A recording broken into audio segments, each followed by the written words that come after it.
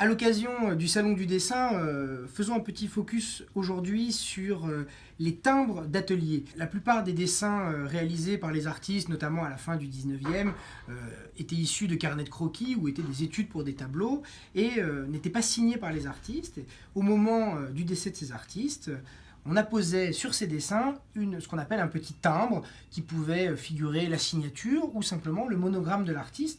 Vous pouvez voir ici la marque EV pour un dessin d'Édouard Vuillard, la marque ST pour un dessin de Steinlen, HEC pour Henri Edmond Crost, l'artiste pointilliste. Ce type de marque était assez courante. Ce qui est intéressant aujourd'hui, c'est peut-être d'identifier parmi ces marques déjà la technique d'apposition qui permet de distinguer la marque de la signature ou du monogramme, et puis également de voir comment on peut identifier les fausses marques. Nous commençons avec le dessin d'Édouard Vuillard, avec cette marque tout à fait typique de Vuillard, le petit EV, et vous pouvez voir ici qu'il s'agit bien d'un petit cachet, d'un petit timbre, et non pas de la marque signée par l'artiste, puisqu'on voit parfaitement ici les contours du petit tampon qui a permis d'apposer la marque. Il n'y a pas le trait de plume ou le dessin tel qu'on peut l'avoir sur une marque classique. C'est le cas aussi de ce dessin de Steinlen sur lequel est apposé le timbre de l'artiste et non pas un monogramme manuscrit. On voit bien ici qu'il s'agit d'un tampon. Alors, il y a différents types d'encre qui étaient utilisés, qui nous donnent différents rendus de ces marques.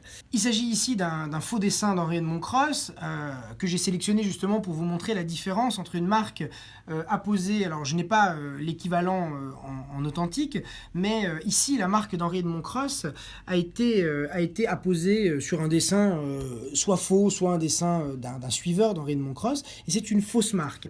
À la fin du 19e et au 20e siècle, les marques étaient apposées via un tampon métallique.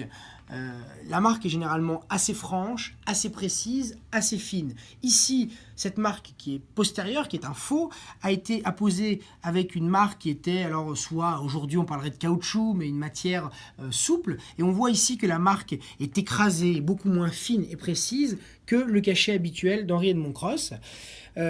C'est également le cas pour d'autres artistes. Nous avons ici un petit échantillonnage et quelques exemples, mais ce type de marque fausse peut se retrouver chez Delacroix, chez Toulouse-Lautrec par exemple, où on peut voir de fausses marques. Vous pouvez aujourd'hui consulter toutes ces marques jusqu'à à peu près 1920-1930 dans une base de données en ligne qui s'appelle la base LUGT, L-U-G-T.